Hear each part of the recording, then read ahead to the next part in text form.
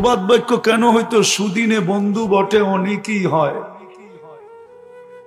দুর্দিনে হায় হায় কেউ কারো নয়। সত্য এটাই। টাকা আছে, বন্ধুর অভাব নাই। টাকা নাই, কেউ তাকায় দেখবে না। চাকরি আছে তো বন্ধুর অভাব নাই। চাকরি শেষ, কেউ পাশে ফিরবে না, এই ভয়ে যে হইতে পারে আমার কাছে দাঁড় চায়া বসবে। ঠিক না? কি ভুল বলতেছি? হ্যাঁ, যতক্ষণ আছে ততক্ষণ দাম আছে, নাই দাম নাই। তা আমি যেটা বুঝাইতেছিলাম, একটা বৎসর যে চলে গেল, আর 3 ঘন্টা পরে একটা বৎসর শেষ হয়ে যাবে। নতুন একটা বৎসরের ঘড়ির কাঁটা ঘুরতে শুরু করবে। একটু চিন্তা করা উচিত যে একটা বৎসরে আমি কতটুকু অর্জন করলাম। ব্যবসায়ীর নিয়মই তো এটা যে বৎসর শেষে অডিট করে। অডিট, অডিট বোঝেন? প্রত্যেক কোম্পানির অডিট হয়, প্রত্যেক প্রতিষ্ঠানের অডিট হয়, প্রত্যেক দোকানের অডিট হয়। আমার জীবনটার কি কোনো অডিট নাই? না, নাই। কার করা উচিত ছিল বলেন? নাইলে কিতাবে এই কথা লেখা আসবে কেন? হাসিবু কবলা আন তুহাসাবু। তোমার হিসাব নেওয়ার আগে তুমি তোমার অডিট করো। সূর্যটা তো এই কথা বলতে বলতেই ডুবছিল আজকে, যে লান আউদ ফি হায়াতিকা আবাদা। হতে পারে আর কোনদিন তুমি আমাকে উঠতে নাও দেখতে পারো। আজকে সূর্যটা কিন্তু আমাদের দেশে ডুবার সময় এই চিৎকার দিতে দিতে ডুবছে, লান আউদ ফি হায়াতিকা আবাদা। হতে পারে আমি তোমার জীবনে আর কোনদিন উদিত হব না। আজকেই শেষ, তুমি উদিত দেখলে আমাকে, কালকে নাও দেখতে পাবো। বিদায় একটা বৎসর যে চলে গেল, আমার জীবনের অডিট কি? কতটুকু অডিট করলাম? 1 বছর শ্বাস অক্সিজেন কান নিছেন? আমি কয়েকটা জিনিস দেখাবো, একটু কান পাইতা ভালো মতো শুনতে হবে। ডেলি 500 লিটার 550 লিটার অক্সিজেন নিছি, তো 365 দিনে কতটি নিছি? ডেলি যদি 550 লিটার হয়, 1 বৎসরে আমি অক্সিজেন নিলাম কতগুলা? ডেলি যদি 550 লিটার হয়, তাহলে 1 বৎসরে আমি কতটুকু নিলাম? 550 ইন্টু 365, 2,750,000 লিটার অক্সিজেন নিছি। 2,750,000 লিটার অক্সিজেন নিছি। ও যুবক, এর বিনিময়ে তুমি কয়বার আল্লাহ বলছো? বলো, বলো আমাকে, কয়বার আল্লাহ বলছো? বলুক নারীরা, কয়বার আল্লাহ বলছে 1 বৎসরে? কয়বার আল্লাহকে ডাকছি? এটাই তো অডিট ছিল।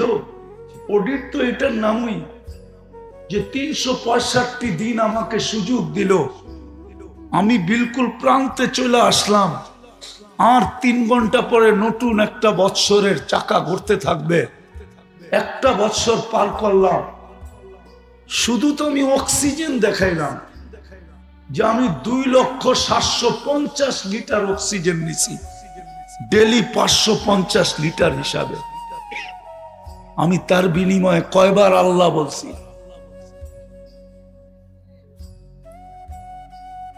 কতটুকু আমি আল্লাহকে কতবার আল্লাহ বলছি?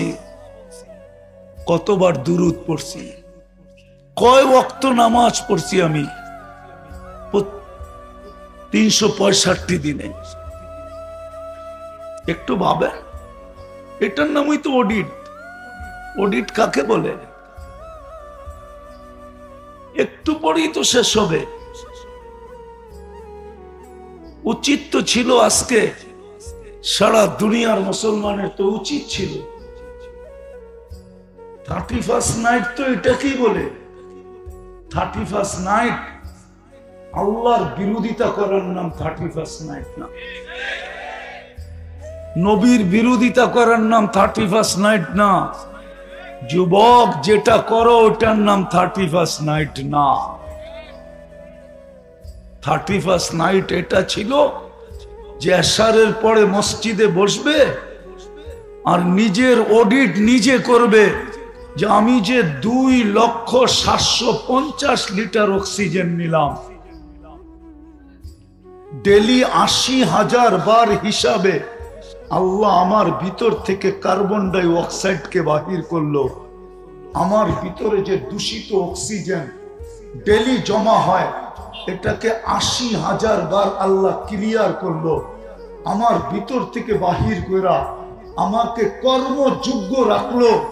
আমি আর বিনিময়ে আল্লাহর জন্য এই একটা বছর কি করলাম? তোমাকে যে আমাকে যে 1 বছর সুস্থ রাখলেন, এর বিনিময়ে কি করলাম? 31st নাইট এটা ছিল। যখন দেখতো যে কিছুই করে নাই, তখন পায়ে পরে একটা চিৎকার দিয়া বলতো, মালিক কিচ্ছু হয় নাই, রাস্তা আমার কাছে কিছুই নাই, শুধু একটাই আছে, তোমার কাছে মাপ চাই, আর কিচ্ছু চাই না। এটা ছিল 31st নাইট। 31st নাইট এটার নাম না যে 12টা 1 মিনিট বাজবে আর তুমি মাতাল হয়ে যাবা। মাতাল ডেক রেডি করে রাখবা, 1 মিনিট বাজতে দেরি আর ডেক ছাড়তে দেরি করবা না, এটার নাম 31st নাইট না। পটাকা ফুটানের নাম 31st নাইট না।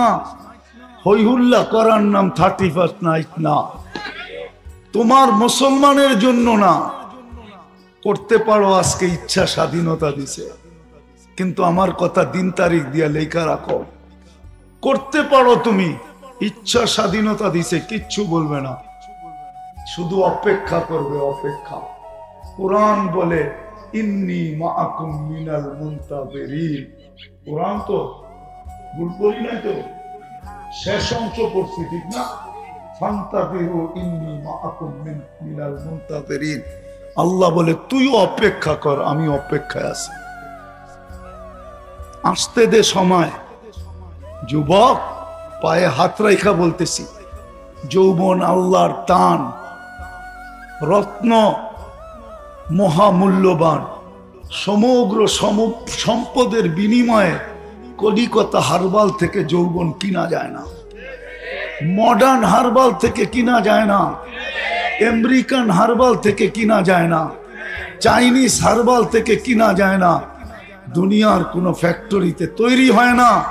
এটা আল্লাহ প্রদত্ত যৌবন, আল্লাহ প্রদত্ত।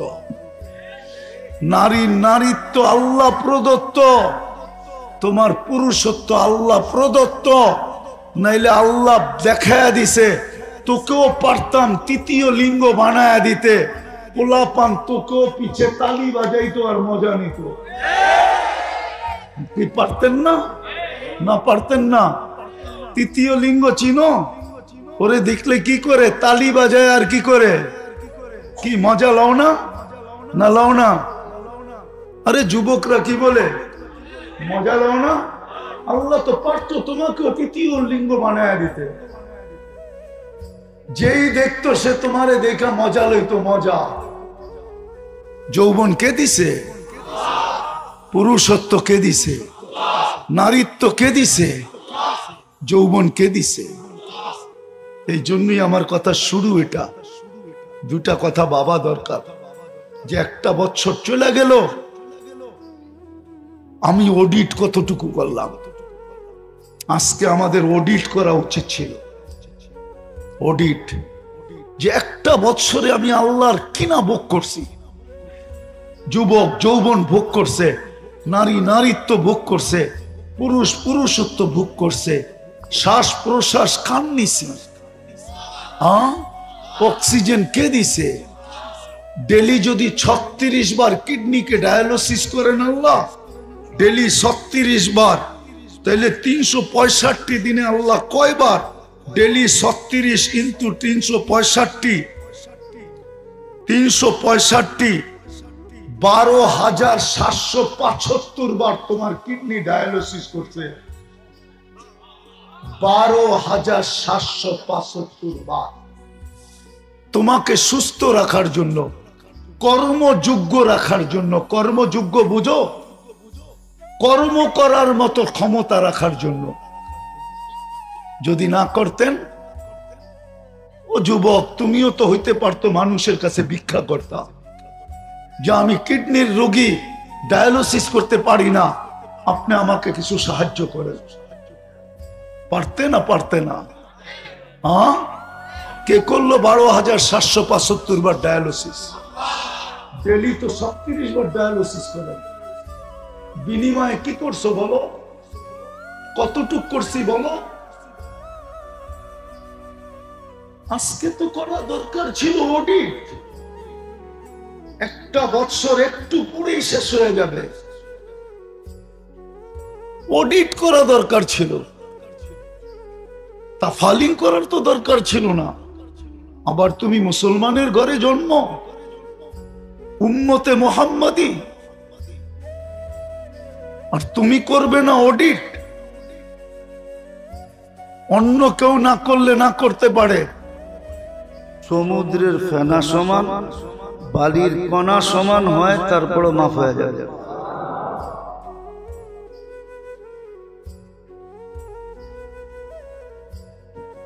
একবারে বললেন। এই দুরূদ যে 3 বার পড়ে, আস্তাগফিরুল্লাহ আল্লাযী লা ইলাহা ইল্লা হুয়াল হাইয়ুল কাইয়্যুম ওয়া আতুবু ইলাইহি, লা হাওলা যেতে হবে না। কঠিন? 3 বার পড়লে সব গুনাহ মাফ। সমস্ত গুনাহ মাফ। এক সাহাবী পড়তেছিলেন, মাগফিরাতুকা আওসাউ মিন যুনুবি, রহমাতুকা আরজা ইনদি মিন আমালি। আল্লাহর রাসূল দূরের থেকে শুনতেছিলেন। আল্লাহর রাসূল বলতেছেন, আরেকবার পড়। তো আরেকবার পড়ছে। আল্লাহর রাসূল বলছে, আরেকবার পড়। আরেকবার পড়ছে। কয়বার হলো? আল্লাহর রাসূল বলতেছে, তোর পিছনের সব মাফ। কঠিন? হায় হায়, সত্য তো এটাই ছিল। সত্য তো এটাই ছিল। সত্য তো এটাই ছিল যে মুসলমান এগুলাই করবে, আর মুসলমানের সুখ শান্তি দেখা মানুষ, অন্যেরা ঈর্ষা করবে, আর টাকা দিয়া হইল এই শান্তি কিনা নিতে চাবে, এই শান্তির সমাজে থাকতে চাবে। এটাই ছিল নিয়ম। কিন্তু আফসোস, বুঝেই তো পারি না, বুঝতেও পারি না। আমি বুঝতে পারছি না, আপনাদেরকে বুঝাইতে পারছি। এই জন্য মেরে দোস্ত, আল্লাহ ছাড়া আমাদের জীবন চলবে না। কেননা আপনাকে সদিচ্ছায় মুসলমানের ঘরে পাঠাইছে, সদিচ্ছায় উম্মতে মুহাম্মাদি বানাইছে। বিদায় আপনার বিধান অন্যের বিধান এক হইতে পারে না। বিদায় আপনার জন্য সবচেয়ে বড় আল্লাহ সঙ্গে থাকলেই চলবে। আর আল্লাহর থেকে দূরে সরানোর এটা আল্লাহই জানায়া দিয়েছেন, নাহলে আমাদের জানার কোনো রাস্তা ছিল না। চিত্রটা ওরকম কিরকম? বিদ্যুটে খারাপ, ঠিক না? ভয়ঙ্কর। তো বাইবা একটা চিত্র আঁকছে, ওইখানেই দেখতেছে একজনে দাঁড়ায় দাঁড়ায় চিত্র দেখতেছে। সুদর্শন চেহারা, সেমন দাড়ি, সেমন পাগড়ি, সেমন জুব্বা। তো জিজ্ঞেস করছে, ভাই তুমি কি এই চিত্র? যার চিত্র আঁকছে আমি সে।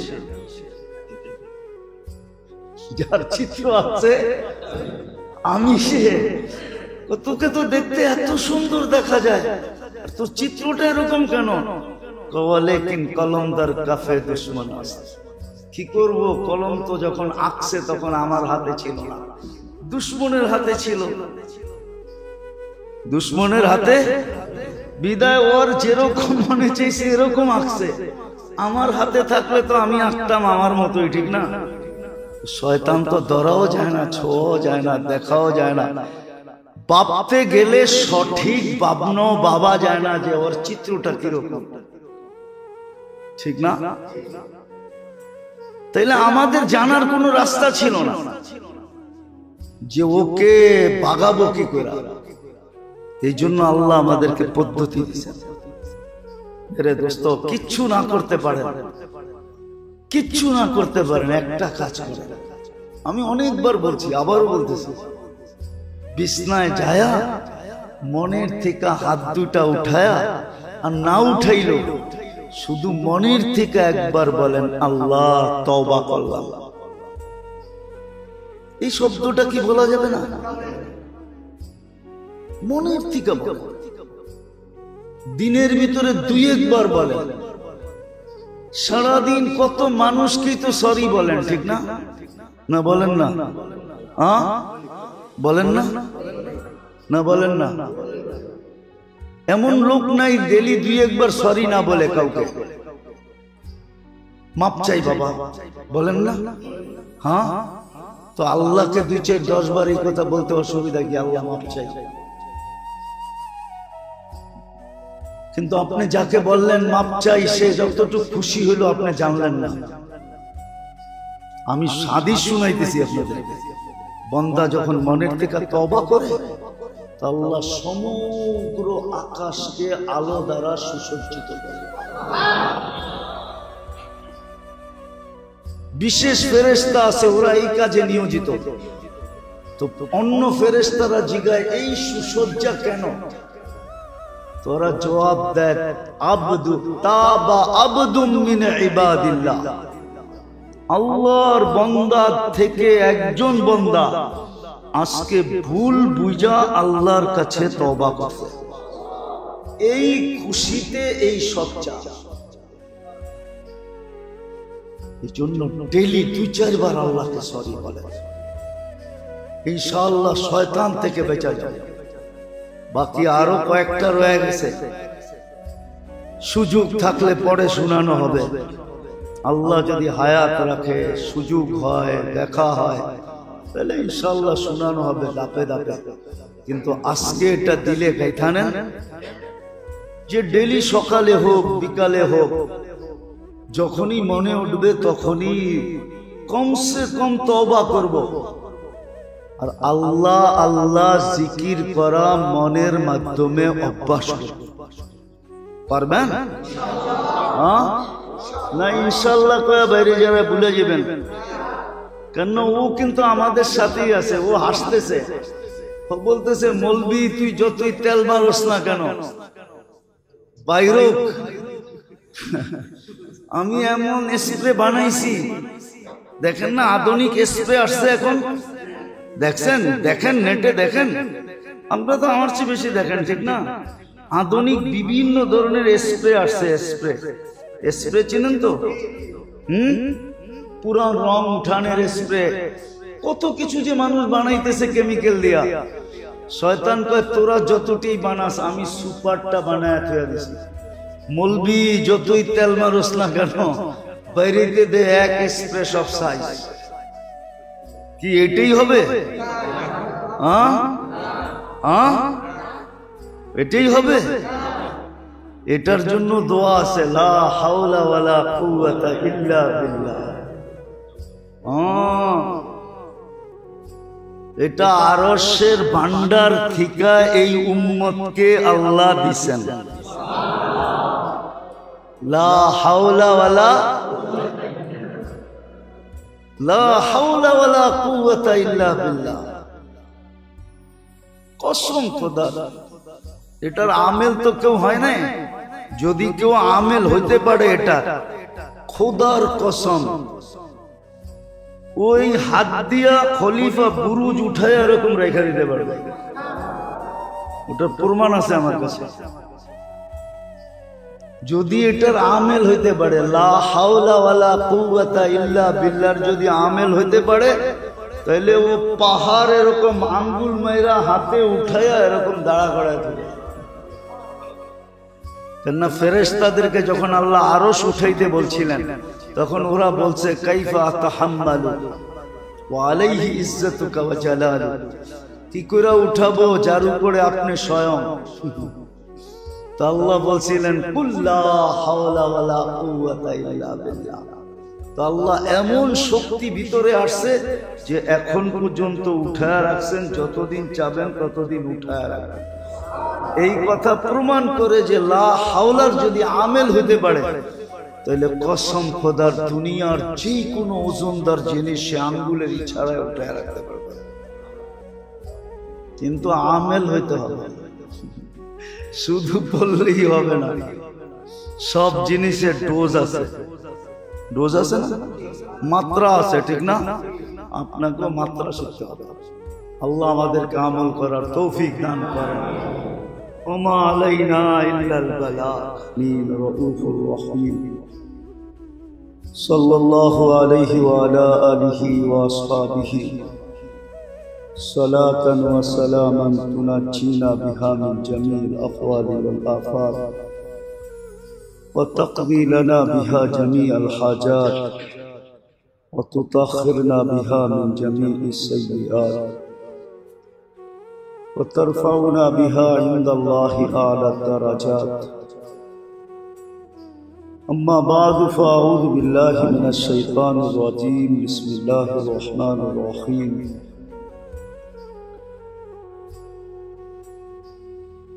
وأما من خاف مقام ربه ونهى النفس عن الهوى فإن الجنة هي المأوى. وقال رسول الله صلى الله عليه وسلم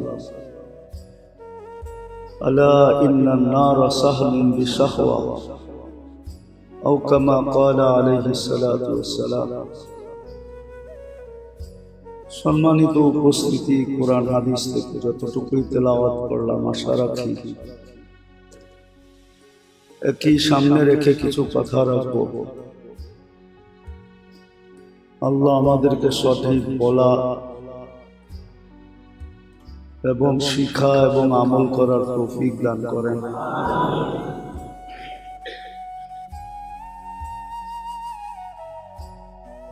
জন্মলগ্ন থেকেই আল্লাহ মানুষকে সতর্ক করতেছিলেন।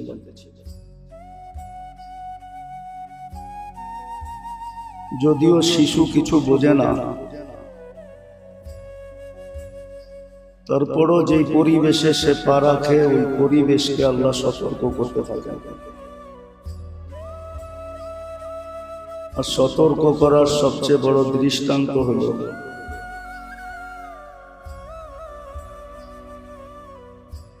যাদের কোলে সে জন্ম নেয়,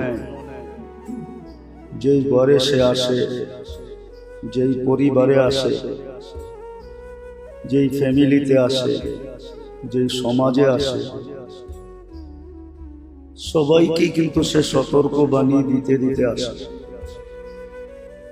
আর এটার প্রমাণ হলো যে একটা শিশু কিন্তু নিশ্চয় জন্ম নেয়।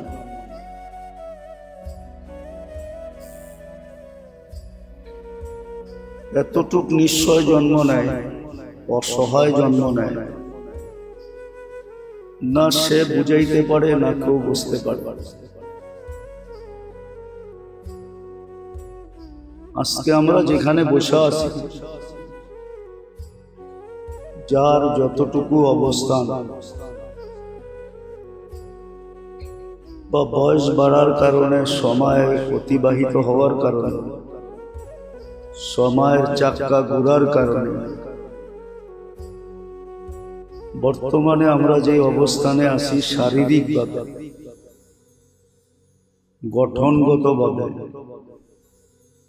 এটা পরিপূর্ণ পূর্ণতা আল্লাহর পক্ষ থেকে আসে। এখানে মানুষের কিঞ্চিত হাতও ছিল না। আগেও বলছি, এখনো বলতেছি, হাদিসে সুস্পষ্ট আছে চিত্র আল্লাহ তুলে ধরছেন। বোঝা গেল প্রথম দিন থেকেই পরিবারকে, মা বাবাকে, ফ্যামিলিকে, ঘরকে, সমাজকে আল্লাহ যেমন বুঝাইতে চেয়েছেন, চিত্রটাও বুঝাইতে চেয়েছেন যে আল্লাহ ব্যতীত এটা এক সুতাও আগে বাড়ার ক্ষমতা রাখে না। এই জন্য মাঝে মাঝে কিছু প্রতিবন্ধী হয়। প্রতিবন্ধী আল্লাহ কারো উপরে জুলুম করেন না, যে জুলুম করে প্রতিবন্ধী বানায় দিয়েছেন না, এটাও একটা উপদেশ হিসাবে বানায় দিয়েছেন। এটাও একটা উপদেশ। শর্ট ফিগার হওয়া এটাও প্রতিবন্ধীর অন্তর্ভুক্ত। লম্বা না হওয়া এটাও কিন্তু প্রতিবন্ধীর অন্তর্ভুক্ত। অঙ্গহানিতা নিয়ে আসা এটাও প্রতিবন্ধীর অন্তর্ভুক্ত। এটা দিয়ে আল্লাহ বুঝাইতে চাইতেছে, দেখো তোমাদের টেকনোলজি, তোমাদের প্রযুক্তি, তোমাদের বিজ্ঞান, তোমাদের লেখাপড়া এত উন্নত, তারপরও এটাকে দূর করার কোনো রাস্তা নেই। এটাকে প্রতিরোধ করার কোনো রাস্তা মানুষের কাছে নেই। আবার গরিবের ঘরে যেরকম প্রতিবন্ধী, আপনি হিসাব করলে দেখবেন ধনীর ঘরে প্রতিবন্ধীর মাত্রা বেশি। আপনি সার্ভে করেন, হয়তো আপনি ওদেরটা জানেন না, এই জন্য আপনার নলেজ নেই। বিত্তশালীদের ঘরে প্রতিবন্ধী বেশি। এটা মনে হয় অনেকের বিশ্বাস হয় না, ঠিক না?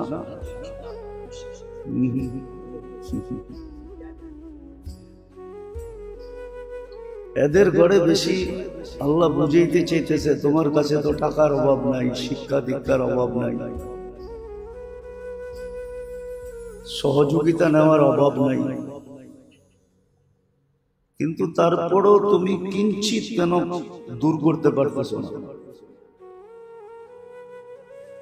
এটা দ্বারা আল্লাহর একটা মেসেজ দেওয়া যে আমি ব্যতীত, আল্লাহ ব্যতীত বা আল্লাহর কুদরত ব্যতীত, আল্লাহর শক্তি আর কুওয়াত ব্যতীত,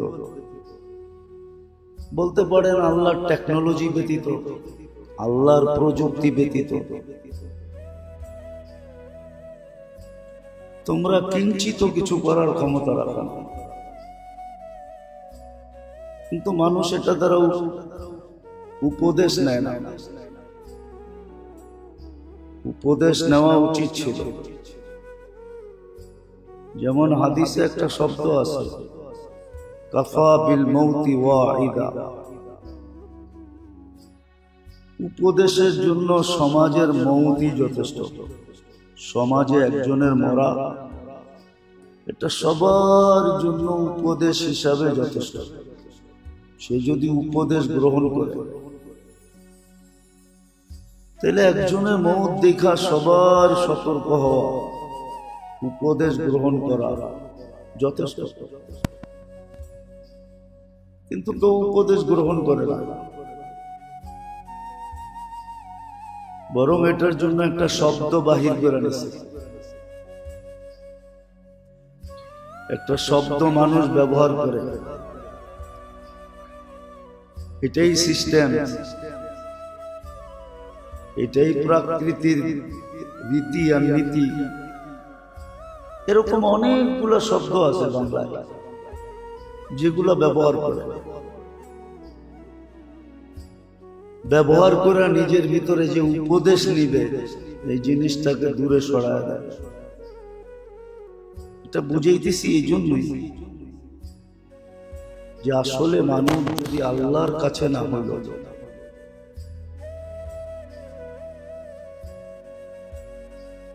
মানুষ যদি আল্লাহর করিব না হইল, আল্লাহর নিকটে না হলো, আল্লাহকে যদি সঙ্গে না নিল, আল্লাহকে যদি পক্ষে না নিল, আরেক শব্দ বলা যায়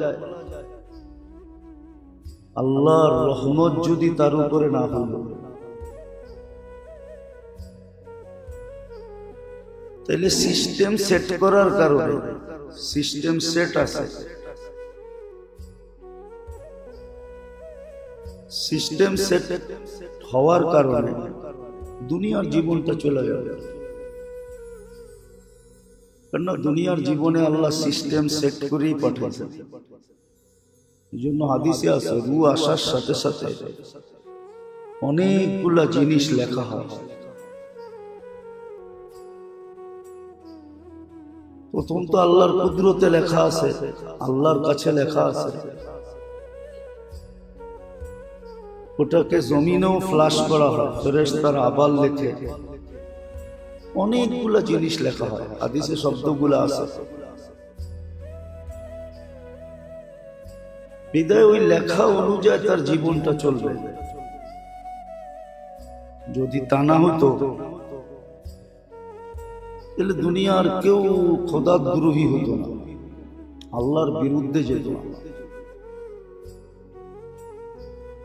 মানুষ নিজের পক্ষের মানুষ ব্যতীত বিরোধী মানুষকে কখনো পছন্দ করে না। তাহলে আল্লাহ কাফের মুশরিককে কোনোদিন পালতেন না। ওই সিস্টেম আছে বিদায় পালতেছেন, যতদিন বাঁচবে অতদিন পালবে, সব কিছু তার বেয়ার করবে, আর করতেও আছেন, সব বেয়ার করতেছে আল্লাহ। অথচ আল্লাহর বিরুদ্ধে, সে আল্লাহর বিরোধী, খোদাদ্রোহী, তারপর আল্লাহ বেয়ার করতেছে, আরো উন্নত ভাবে করতেছেন, উন্নত ভাবে। আপনি দেখেন উন্নত দুনিয়া, উন্নত ভাবে ওদেরকে পাল্টাছে। এটা সিস্টেমে আছে, দেখে চলবে। আবার বইলেও দিচ্ছেন এই ছোট জীবনে তোমার ইচ্ছা, তোমার ইচ্ছা যেমন খুশি তেমন চলো, যেমন খুশি তেমন সাজো, বাধা দিবে না, এটাও বলে দিছেন যে আমি কোনো বাধা সৃষ্টি করব না, যেমন মন চায় তেমন চলো, যেমন খুশি তেমন সাজো, বাধা দিবে না। কিন্তু হ্যাঁ, এই জীবনটা তো চলে যাবে, 60-70 বছর, 1000 হোক আর লাখ হোক, একদিন চলে যাবে, শেষ হয়ে যাবে। কিন্তু কালকের জীবনটা চলবে না, যেটা কোরআনে বারবার সতর্ক করছে। তাও মুসলমানকে করছেন, ইয়া আইয়ুহাল্লাযীনা আমানুত্তাকুল্লাহ, মুসলমানকে সম্বোধন করছেন, মা কদ্দামাত লিগাদ, কালকে চলবে না। এই জন্যই বলছে কালকের জন্য প্রস্তুতি কতটুকু।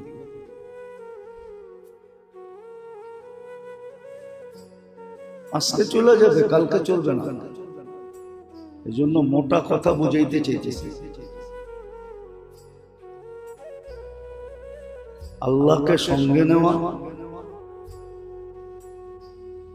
আল্লাহর কাছে হওয়া, তাকাররুব ইলাল্লাহ হওয়া, এটা মুসলমান উম্মতে মুহাম্মাদীর জন্য একান্ত জরুরি, একান্ত জরুরি। আর এটাই সত্য, এটাই সত্য। একটা কথা বুঝানোর জন্য বলতেছি, দুনিয়া দারুল আসবাব। সবাই বলে পানি পান করলে পিপাসা দূর হয়, খাইলেই পেট ভরে। এই দুনিয়াটা আসবাব দিয়েই চলে, উপক্রম দিয়ে চলে। আমিও মানি চলে, আমিও মানি চলিয়ে, অথচ উম্মতে মুহাম্মদিয়ার মুসলমানের কোন জিনিস আসবাবের সাথে সংযুক্ত না।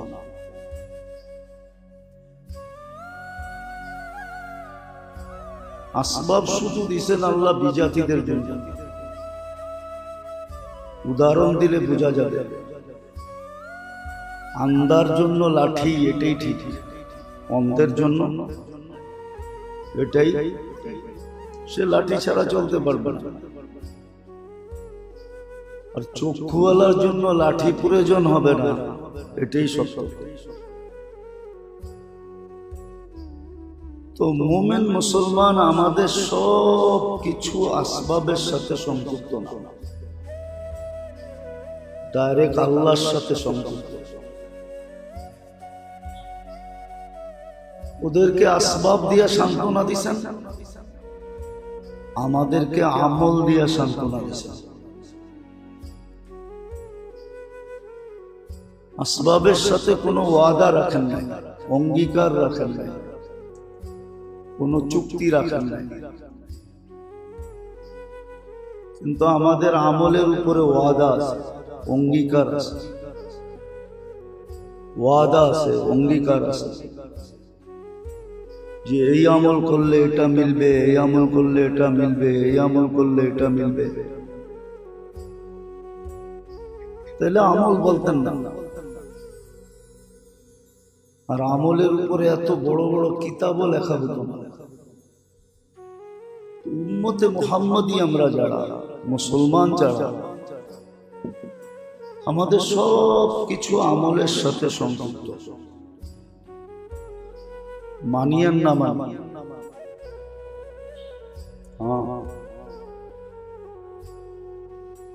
মানি আর না মানি, এটাও একদিকে আল্লাহর দয়া, এটাও একদিকে ভাবলে না নিঃসন্দেহে আল্লাহর দয়া। যে মুমিন মুসলমানের দুঃখ কষ্ট দ্বারা তার গুনাহ মাফ হয়, এমনকি কাটা বিঁধলেও গুনাহ মাফ হয়, খোঁচা খাইলেও গুনাহ মাফ হয়। শুধু গুনাহ মাফ হয় না, আবার সওয়াবও মিলে।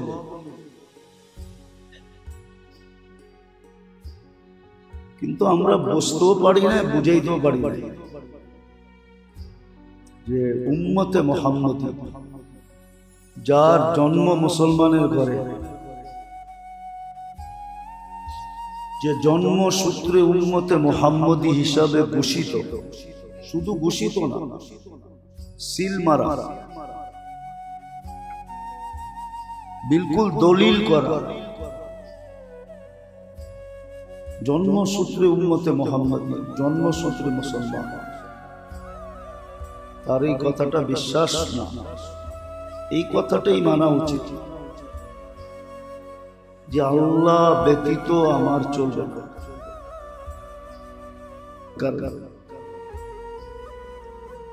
ওই বাধাগুলা জানিও না, ওই বাধাগুলা শিখিও না, আবার ওই বাধার থেকে কিভাবে বাহির হইতে হবে এটাও জানি না।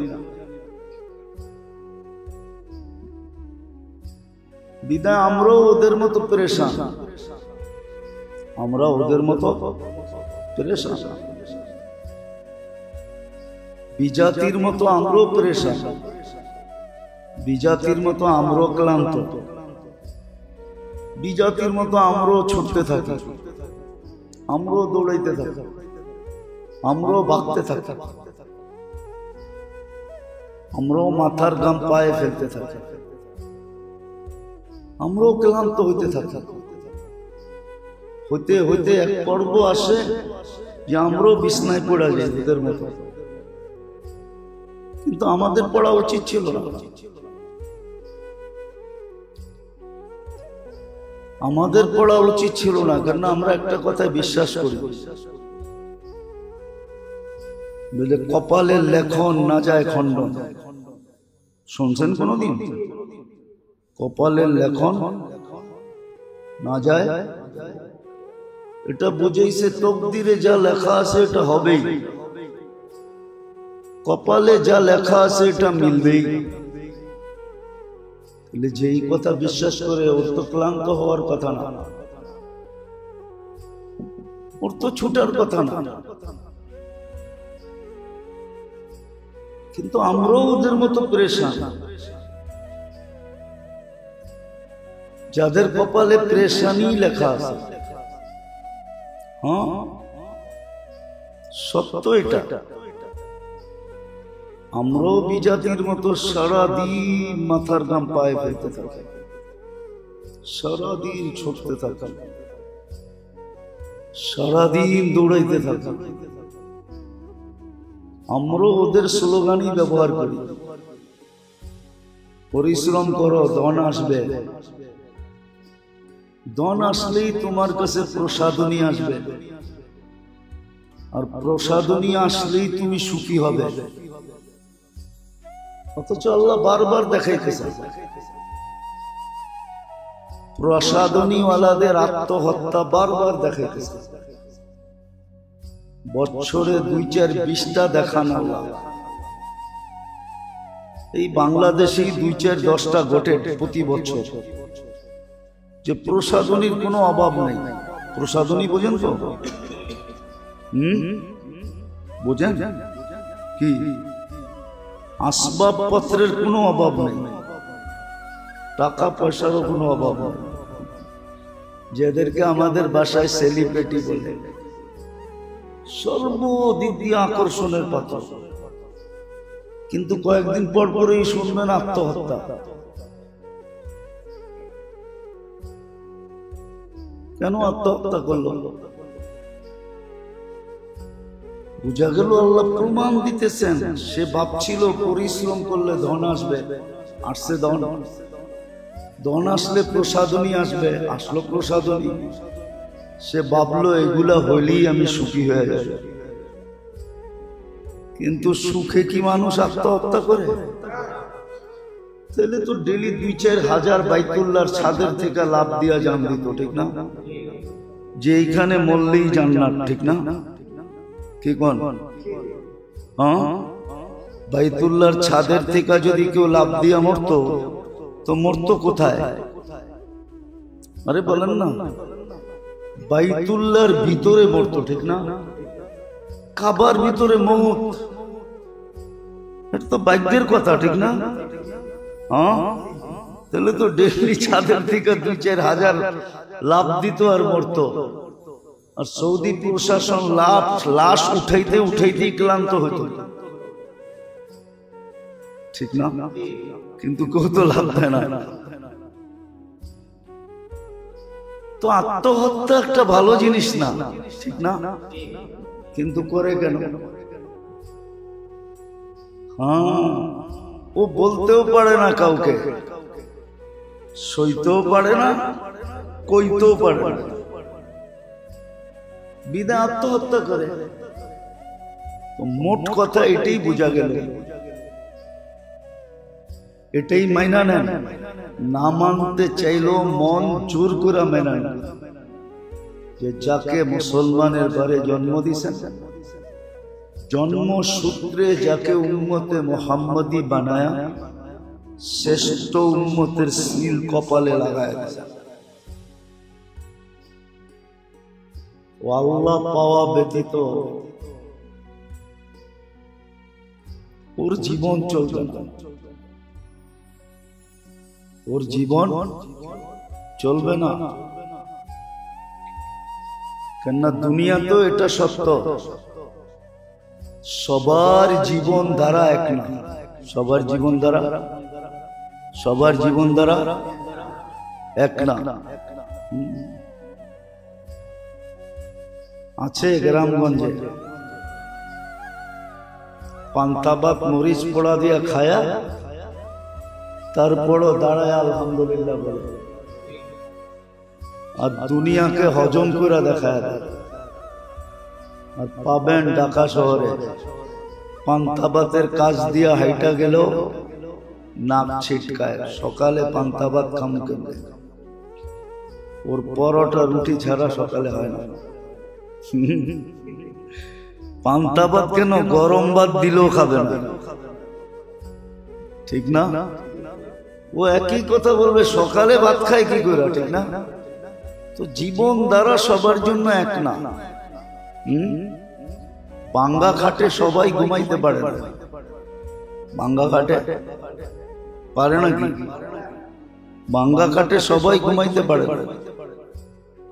আমরা দেখছি অনেককে মসজিদে পর্যন্ত আসে না। বললে মানবেন কিনা মানি না জানি না। বলছে মসজিদের অবস্থা যেরকম পেশাব পায়খানার, আমার যদি পেশাবে ধরে তো আমি পেশাব করবো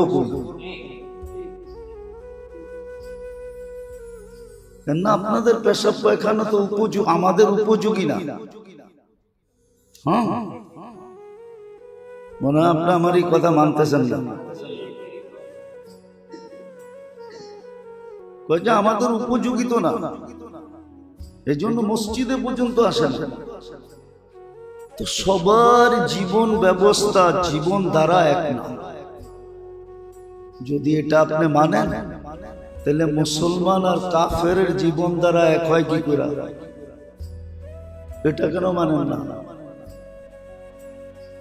যে কাফের আর মুসলমানের জীবন ধারা এক হয় কি করে? আপনাকে মুসলমানের ঘরে জন্ম দিল আর আপনার প্রত্যেক জিনিসের বেনিফিট দিল। কোন কাফের তো এই সওয়াব পায় না। নাফাকাতুকা আলা নাফসিকা সাদাকা। অথচ আপনি মুসলমানের ঘরে জন্ম নেওয়ার কারণে সারা দিন যান নিজের উপরে খরচ করেন। নিজের উপরে বোঝেন কি? সকালে নাস্তা খাইলেন, একটু পরে পরে চা খাইলেন, রাস্তা দিয়ে হাঁটতে যায় চা পাইলেন এটাই খাইলেন, আবার 3 বেলা ভাতও খাইলেন। এই সব কিছু খরচার আপনি যা ডেলি করলেন, যেটাকে আমাদের শব্দে বলে পকেট খরচ, এই পুরাটা সদকা করার সওয়াব প্রতিদিন আপনি পাইতেছেন। এই সওয়াবটা তো কাফের পায় না, পায় নাকি? না মনে হয় পায়। এই সওয়াবটা তো পায় না। এখন আপনার থেকে বাদ দেন, নাফাকাতুকা আলা আয়ালিকা সাদাকা। সারাদিন পরিবার পরিজনের প্রয়োজন মিটাইতে যায় যা খরচা করে, ওটা পুরো সদকা করার সওয়াব পায়। আর এই খরচা অর্জন করতে যায়, পরিবারের খরচাটা যোগান দিতে যায়, যে কষ্ট করে ওটারও বিনিময় পায়, যে গাম জোরে ওটারও বিনিময় পায়। পাইতে পাইতে পাইতে পাইতে পাইতে হাদিসে আছে, শ্রম পেশার মানুষ যখন সারাদিন শ্রম দিয়া বাড়িতে ফিরে, তখন সে নিষ্পাপ ঘরে আসে। নিষ্পাপ, এরকম নিষ্পাপ যেরকম তার মা তাকে এই মুহূর্তে জন্ম দিল। রাজা কা ইয়াউমিন ওয়ালাদাতহু উম্মু, এরকম নিষ্পাপ ফিরত আসে। এই বেনিফিটটা তো কাফের পায় না, কোন বিধর্মী পায় না। আপনি মুসলমানের ঘরে জন্ম নেওয়ার কারণে পাইতেছেন, নিজেকে মুসলমান বলার কারণে পাইতেছেন, উম্মতে মুহাম্মদী হওয়ার কারণে পাইতেছেন। আপনার ঘুমও তো ইবাদত, আপনার সজাগ হওয়াও ইবাদত, প্রত্যেকটা মুহূর্ত ইবাদতে রূপান্তরিত হইতেছে। এই বেনিফিটটা আপনি কেন পাইতেছেন? বিদায় আপনার জীবন দ্বারা ওর জীবন দ্বারা এক হয় কি করে?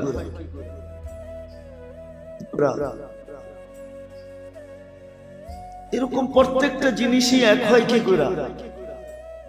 কোরআনে তো এটাও ইঙ্গিত দিচ্ছেন, যে কাইফা তাহকুমুন, আফসোস তোমাদেরকে নিয়ে যে তোমরা এটা কিভাবে সিদ্ধান্ত করো যে দুটোটাই এক। না, এক হতে পারে না, কসম খোদার। এই পর্যন্ত বলতেছি, যদি বিধর্মী প্রতিবেশীও থাকে আর আপনি যদি তার উপরে দয়া করেন, তাহলে এই দয়ার সওয়াব আপনি পাবেন, সে কিন্তু কিচ্ছু পাবে না। আর সে যদি আপনার উপরে করে কিচ্ছু পাবে না। হ্যাঁ, এতটুক পাবে যে দুনিয়াতে ওই প্রবাদ বাক্য সত্য হবে, কারবালা হো বালা। কারবালা বুঝেন, আবার কারবালা বুঝেন না, কারবালা হো বালা। ভালো করবা তো তোমার দুনিয়াতে কিছু ভালো মিলবে, সে এতটুকু পাবে। তাহলে আমাকে যুক্তি দিয়ে বোঝান আপনারা যে আমাদের রীতিনীতি ওদের রীতিনীতি এক হয় কি করে? আমার জীবন দ্বারা ওর জীবন দ্বারা এক হয় কি করে? এই জন্য মোটা কথা, বুঝলে কাজে দিবে, আর না বুঝলে কিন্তু পস্তাইতে হবে। আর ওই পস্তানো বড় কঠিন পস্তানো। আখেরাতের পস্তাওয়া, আখেরাতে পস্তানো, এটা বড় কঠিন, বড় কঠিন, বড় কঠিন। এই জন্য যাকে আল্লাহ মুসলমানের ঘরে জন্ম দিয়েছেন, উম্মতে মুহাম্মদী বানিয়েছেন, তার জীবনটা আল্লাহ ছাড়া চলবে না। আল্লাহকে কাছে পাওয়া ছাড়া সে স্বাদ পাবে না। হ্যাঁ, অন্য কেউ স্বাদ পাইলেও পাইতে পারে, ওটা নিয়ে আমার কোনো আলোচনা নাই, মতবিরোধ নাই। আরেকজন পাইলে পাইতে পারে, বিজাতি পাইলে পাইতে পারে, কারণ এটাও ইঙ্গিত আছে সে যা পাবে এখানেই পাবে, যা পাবে এইখানেই পাবে। অনেক মালিক পাওয়া যাবে, দুপুরের খাওয়াটা কর্মচারীকে নিয়ে খায়, কিন্তু আজ পর্যন্ত একবারও কর্মচারীকে বাসায় দাওয়াত করে খাওয়ায় না।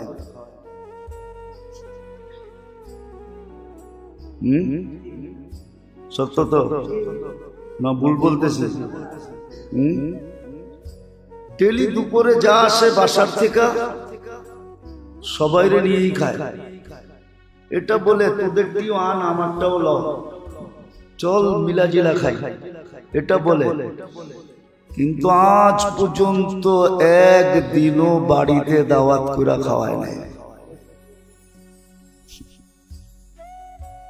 ঠিক না? না নাই? হ্যাঁ, বাড়িতে গেলে গেটের ভিতরেও ঢুকতে দেয় না। ও তো ভাবছে ডেলি আমাদেরকে নিয়ে খায়, বাড়িতে গেলে মনে হয় বেডরুমই বসাইবে, অথচ গেটের ভিতরেও ঢুকতে দেয় না। এরকমই বিজাতিকে এইখানে দিবে, এটাই ওয়াদা, ওইখানে আর দিবে না, ওইখানে আর। এই জন্য ভালো মতে বোঝেন। এতগুলা কথা বলতেছিলাম গত জুমার কথার উপরে, যে আল্লাহর থেকে মানুষকে কোন জিনিস দূরে করে আর কোন জিনিস মানুষকে আল্লাহর কাছে করে। নাইলে শয়তান কোনদিন শয়তান হতো না। ও যা দেখছে আমরা মরার আগে দেখতে পারবো না। ও যা দেখছে না, না মরার আগে, মরার পরেও না। যদি নৈকট্য না লাভ করতে পারি তাহলে আমরা দেখতে পারবো না ও যা দেখছে।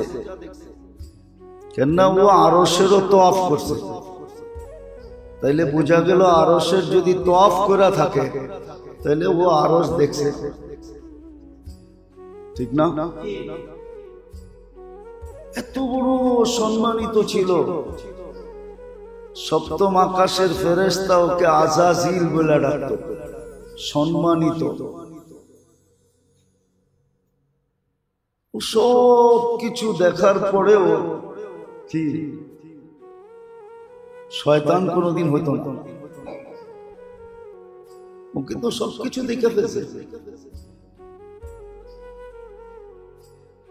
এই জন্যই ও আমাদের বিরুদ্ধে লাগছে। ওর কিন্তু সব চোখে দেখা। এই জন্য আজও এক জায়গায় আসলে ও বলে, কোরআনে আছে, ফালাম্মা কাফারা ক্বালা ইন্নী বারীউম মিনকা ইন্নী আখাফুল্লাহ রাব্বাল আলামিন। যখন ওর প্ররোচনায় কোনো মানুষ কুফরি কইরা ফেলে, তোর সাথে সাথে বলে ইন্নী বারীউম মিনকা, আমি তোর সাথে নাই, আমি আল্লাহকে ভয় পাই। কোরআনে আছে, এখনো বলে। এই জন্য আল্লাহকে কাছে করা, কোন জিনিস দ্বারা মানুষ আল্লাহর থেকে দূরে সরে যায়, আর কোন জিনিস মানুষকে আল্লাহর কাছে করে। একটা কথা এটারও ভাবা উচিত, প্রত্যেক জিনিসের কিন্তু স্বাদ আছে, স্বাদ কি? আচ্ছা, আমরা যে দুনিয়ার ভিতরে নাক ডুবায়া লাগছি, স্বাদ পাই তো লাগছি, ঠিক না? না স্বাদ পান নাই? পান নাই স্বাদ? হ্যাঁ,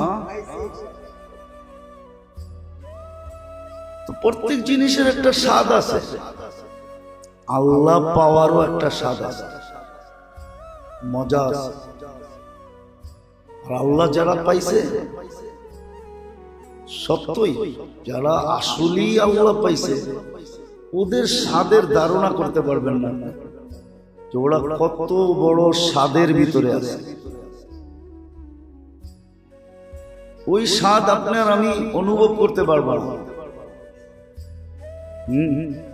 নাইলে বেলাল রাদিয়াল্লাহু তাআলা আনহুর কাহিনী, যে বুকের ভিতরে, গত জুমায় মনে হয় বলছিলাম, বুকের উপরে চাটান পাথরে, আর নিচে উত্তপ্ত জমিন, তার উপর দিয়া মাই, তারপরও আহাদ আহাদ বলতেছে। এটা স্বাদ। এরকম আল্লাহওয়ালাদের কাহিনী আছে, এটা একটা স্বাদ। আল্লাহ পাওয়া একটা স্বাদ। আর এটাও সত্য, আল্লাহ না পাওয়াও একটা বিপদ। মুসলমানকে আল্লাহ বলে দিছে, তুমি যদি আমাকে না পাইলা তাহলে তোমাকে উলঝায়া দিব। উলঝায়া বোঝেন? উলঝানো বোঝেন না? তোমার ডাল চাল কিন্তু মিলায়া দিব, এটা বোঝেন? কইবেন খিচুড়ি পাক করে ফেলবো না, এটা ডাল চাল মিলানো, এটা না। অনেক কিছু একসাথে মিলা যাওয়ার পরে বাঁচতে হয় না, আলাদা করতে হয় না, এটার নাম হলো উলঝান। বেড়াতেরা বোঝেন? বেড়াতেরা? আর এটাও বোঝেন না? বোঝেন? বেড়াতেরা বোঝেন? কি? হ্যাঁ, একসাথে সুতা, যেরকম সুতার বান্ডেল প্যাচ লেগে যায়, খুলতে খুলতে খুলতে সারাদিন পার হয়ে যায়। আল্লাহ বলে এরকম তোমাকে উলঝায় দিন। হ্যাঁ হ্যাঁ, সত্য। কামের কাম কিচ্ছু হবে না, কামের কাম সারাদিন খালি দৌড়াইবে, কামের কাম কিচ্ছু হবে না, কামের কাম কিচ্ছু হবে না, সারাদিন খালি দৌড়াবে, উলঝায়া দিবে। বেড়া তেরা লাগায় দিব, প্যাচ লাগায় দিব, প্যাচ। এটা তো বোঝেন? আল্লাহ বলবে সর্ব কামে তোদের প্যাচ লাগায় না, প্যাচ লেগে যাবে। এটা ছুটাইলে ওইটা আসা পড়বে, ওইটা ছুটাইলে আরেকটা, একটার পর একটা আসতেই থাকে। এটা মুসলমানের ব্যাপারে বলা আছে। হ্যাঁ, দুটা কাজ করব, দিলকে তোমার গরিব বানায় দেব। দিল গরিব। ও আমলাউ ইয়াদাকা শুগলা, তোমার হাত দুইটা ব্যস্ততা দিয়া ভরা দিন। এটা মুসলমানের হবে। এই জন্য আমাদের শিখা উচিত, জানা উচিত, করা উচিত যে আল্লাহর থেকে আমাকে দূরে করে কি, আর এটার প্রতিকার কি, আল্লাহর কাছে করে কি। শয়তানের কাজই হলো মানুষকে আল্লাহর থেকে দূরে করা। সে সব সময় আল্লাহর থেকে মানুষকে দূরে করবে, দূরে সরাইতে চায়। এটা তার 24 ঘন্টা পরিশ্রম, 24 ঘন্টা তার ঘুমের প্রয়োজন হয় না, ঘুমহীন একই ব্যস্ততা মানুষকে আল্লাহর থেকে দূরে করা। এটার প্রতিকার কি? এটার প্রতিকারের জন্য আল্লাহ দিয়েছেন, আল্লাহ সহজ জিনিস দিয়েছেন, সহজ জিনিস দিয়েছেন।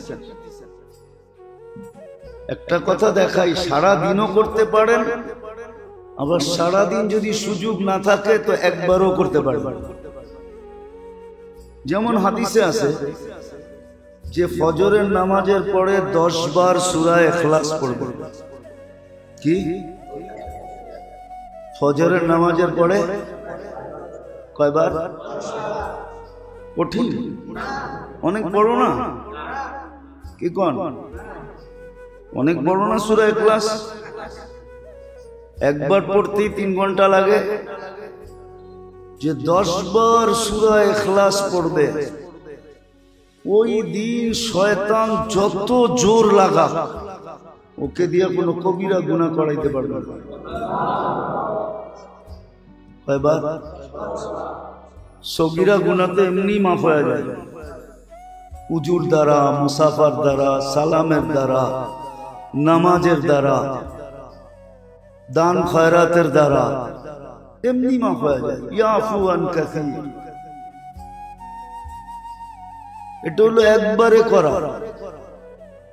সকালে কোরআন এলো, ফজর পড়লো বা জামাত, তারপরে সূরা ইখলাস 10 বার পড়লো। তো সারা দিন শয়তান থেকে কি কোন কবিরা গুনাহ যত জোর লাগা,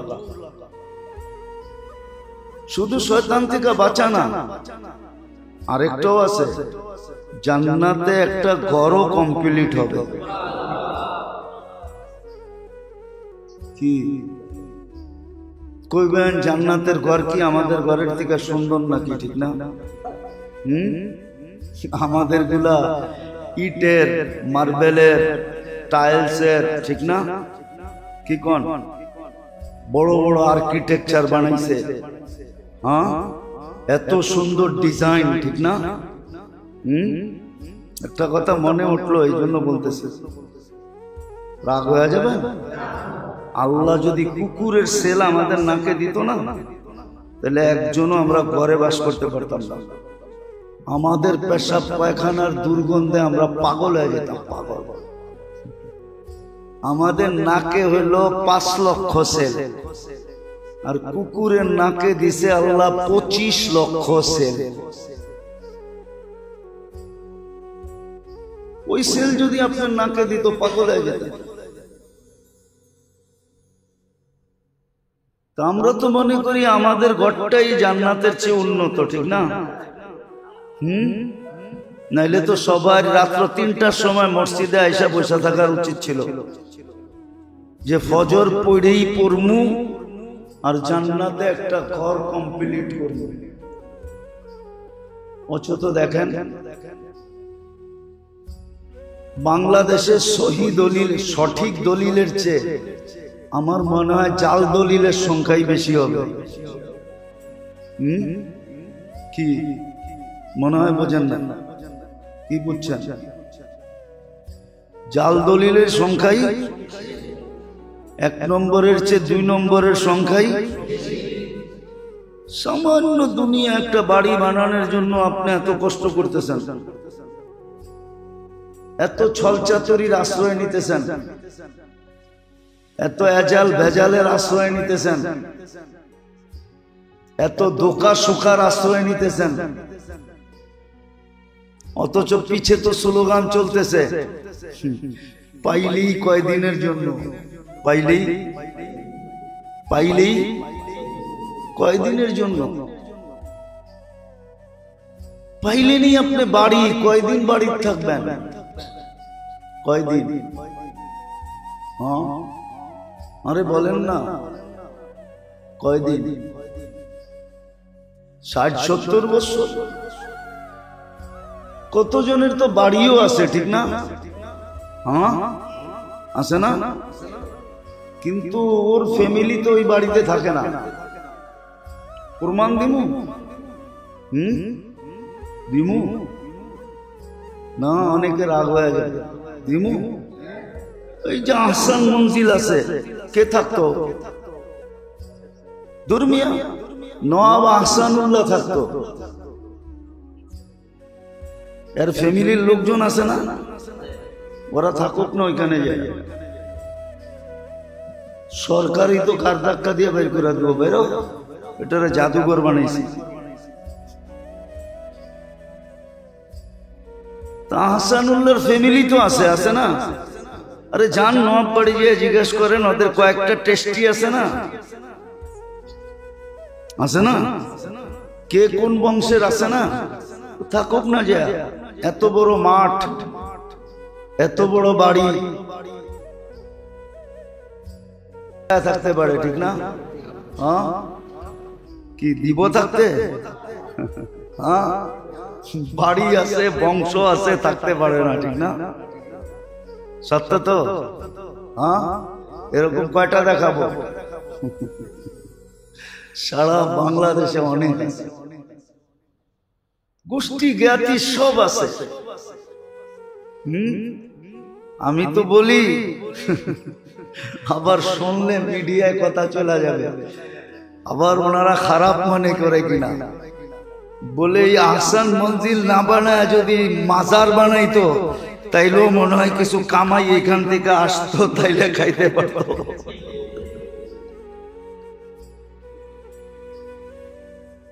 আল্লাহ তো দেখায় এটা। বিদায় আল্লাহর থেকে মানুষকে দূরে করে সর্বপ্রথম যে জিনিস